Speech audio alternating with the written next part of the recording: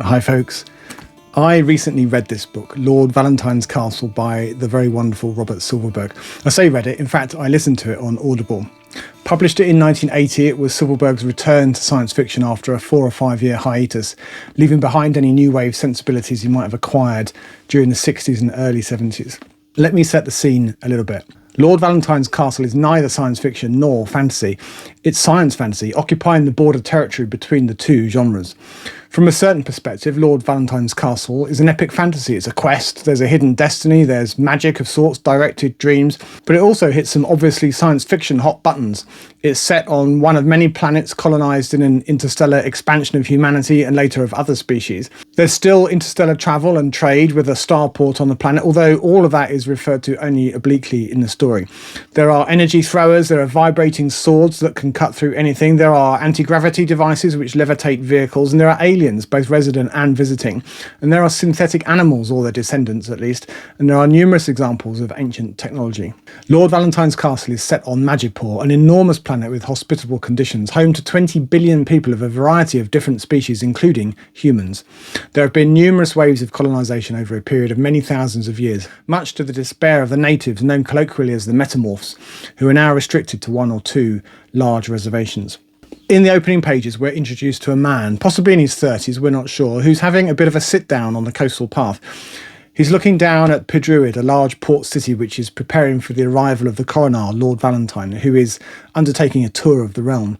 There will be much feasting and celebrating. But back to our man. He's having a rest, seemingly without a care in the world and certainly without a plan. He figures he'll head into Pedruid, see what's what, find somewhere to kip down. A young herder, Shanamir, is taking his family animals to market in Pedruid and sees our fella, and they get to talking.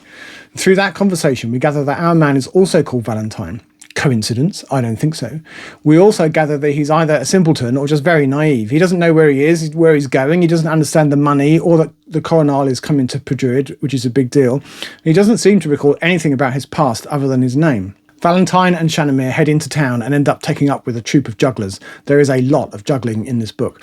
The troupe is run by a gruff, four-armed Skandar named Zalzan Kaval and his 4 brothers. And our Valentine shows a remarkable talent for juggling. Our Valentine also takes a shine to Carabella, one of the human jugglers, and the feeling is mutual. The jugglers embark on a tour, moving from town to town, earning money, and Valentine thinks this is just marvellous. He is unnaturally skilled at juggling, a dexterity and facility which impresses the much more experienced jugglers. I don't think I'm giving too much away, or at least nothing that isn't also revealed on the back of the book, to say that our Valentine is actually the rightful Lord Valentine, a truth that gradually dawns on him via vivid dreams. But then who is masquerading as Coronel, and what is their dastardly plan? Helped greatly by Stefan Rudnicki's excellent narration of the audiobook, I felt immediately that I was in good hands. Silverberg has such a beautiful turn of phrase, such facility with descriptive language. Reading his prose is like getting into a nice warm bath. I got a little taste of this last year in A Time of Changes, which in some respects has a similar setting. It also features a beautifully described planet colonised long ago, where society has regressed to a sort of feudal arrangement. I really enjoyed that book too. I cannot stress enough how beautiful the writing is in this book. Some of the sections may be a little overlong in places, but I was so immersed in the livingly real descriptions that I neither noticed nor cared. This is a novel of quest, then, of journey, both literal and personal. In many ways, it's a story as old as the hills. A fallen hero journeys to recover what's lost and rediscovers himself along the way. Like many a planetary romance, for that is what this is, the plot is at least in part an excuse to explore the landscape, the towns and the people of the planet which hosts the tale. Where Barsoom and Arrakis have gone before, Majipoor follows. In fact, I could argue that Majipoor itself is the main character in this book and not Valentine. Through Silverberg's descriptions and Valentine's wanderings, we get a real sense of the scale of Majipoor. The oceans might easily take years to cross, and the continents are many thousands of miles from coast to coast. The planet supports a population of over 20 billion, as I said, and the biggest cities have population in the tens of millions and may stretch hundreds of miles. Despite that, nowhere seems overcrowded, or not overly so. There's plenty of room in the countryside, and the cities are not thronged, except at festival time.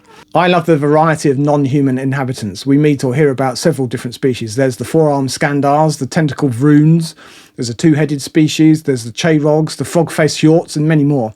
Over the many thousands of years, the peoples of Majipoor have learned to get along and are encouraged to mix so that there are no enclaves of one species only. An exception to that are the metamorphs, the shape-shifting indigenous people.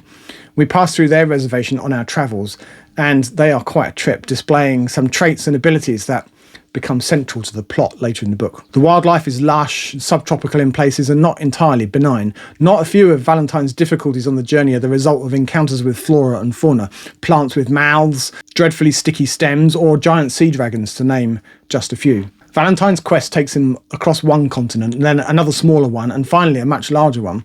On the way, Valentine and his crew need to visit the Isle of Sleep, an enormous terraced island where devotees of the Lady must achieve the necessary inner calm by performing tasks on each terrace, a process which can take years before they can gain the audience that Valentine so desperately needs. They go on to visit the Labyrinth, home to the Pontifex, an underground mirror image of the Isle. In order to regain his throne, Valentine and his entourage must reach the castle by climbing Castle Mount, a mountain so large that the top pokes through the top of the atmosphere. There are 50 large cities ringing the mount at various levels. These are just a few of the highlights of the journey, the larger punctuation marks, if you like, all beautifully and intricately described. These are surrounded by equally vivid descriptions of the smaller scale, the jeopardy, the mundane, the people that they meet along the way. It's all very beautiful. I thought that Valentine, although something of a blank slate to start with, was a likeable character. I enjoyed his gradual transformation into king in waiting, and I thought that the reactions of his companions as they each discover the truth were done really well. There's a real tension between their burgeoning friendships and his lofty status, more intensely so in the case of Carabella, who is petrified at first. I really got a sense of the deep history of Majipoor, at least that history since the first waves of colonisation many thousands of years ago. Majipoor has settled on a form of governance that somewhat resembles an absolute monarchy. The coronal is a king of sorts, selected from the nobility, the public face of the governing body. The pontifex is hidden in the labyrinth, in charge of the bureaucracy that keeps the wheels of state turning. Then there's the King of Dreams, who sends dreams as punishment to the guilty. And then there's the Lady of the Isle, who counters that with positive and life-affirming dreams. Dreams, as you may have gathered, are important on Majipoor. They can be common or garden dreams, or they can be sent with a capital S. Ascending is a noteworthy event in any individual's life and may need interpreting via a dream speaker. It's such a rich world and so richly described. The juggling is even expertly described by Silverberg. I got a real sense of the skill and the dexterity required, particularly of the four-armed Skandars who can juggle more than the usual number of items, and often dangerous items at that. Silverberg had to go to juggling school to understand how to describe it properly, and I think it shows. I am mainly super positive about this book, the world and the people in it. I do have a few mild criticisms. It would be too strong to say that these are elements that I actively dislike. They're more in the spirit of observation, really. The chief observation is that it's pretty obvious where the story is going. Once Valentine realises who he is and that a grave misdeed has been done, he was always going to attempt to right the wrongs and restore himself to the big chair. The whole book leads to that, and it's somewhat predictable as a result.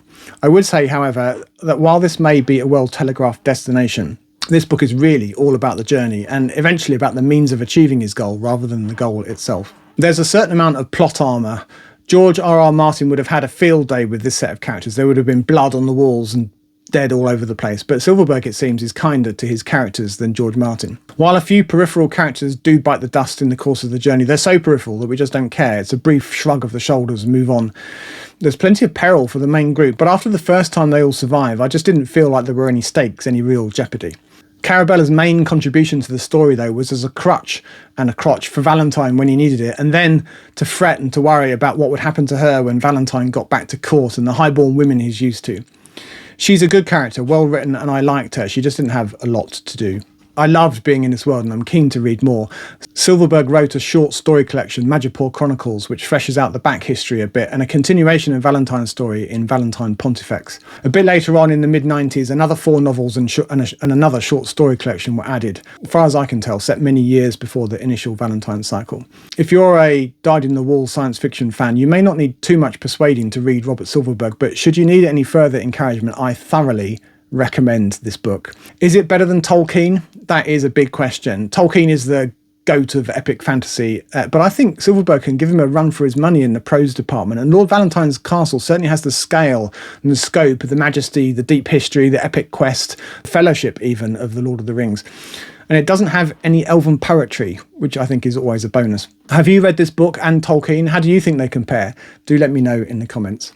As always, thank you for watching, and until next time, goodbye for now.